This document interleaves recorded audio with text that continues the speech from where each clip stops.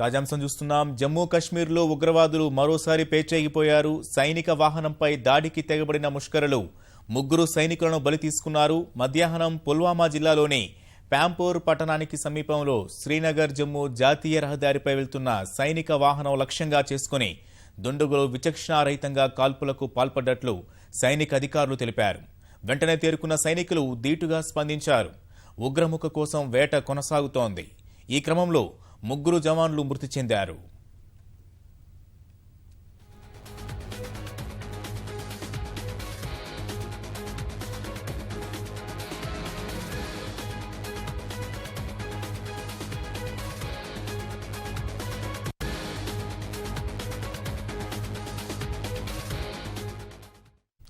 తాజాంశం చూస్తున్నాం. జమ్మూ కాశ్మీర్లో ఉగ్రవాదులు మరోసారి పేటరేగిపోయారు.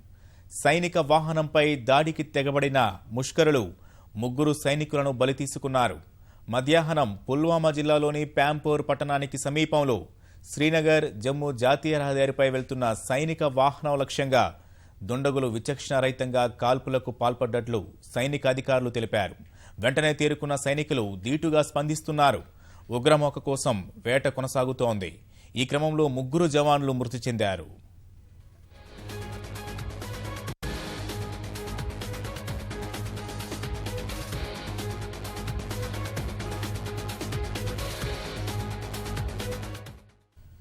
తాజాంశాన్ని చూస్తున్నాం. జమ్మూ కాశ్మీర్లో ఉగ్రవాదులు మరోసారి పేటరేగిపోయారు.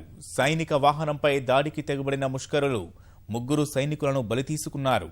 మధ్యాహ్నం పుల్వామా జిల్లాలోని ప్యాంపోర్ పట్టణానికి సమీపంలో శ్రీనగర్ జమ్మూ జాతీయ రహదారిపై వెళ్తున్న సైనిక వాహనం లక్ష్యంగా చేసుకుని దుండగులు విచక్షణారహితంగా కాల్పులకు పాల్పడ్డట్లు సైనిక అధికారులు తెలుపుతున్నారు.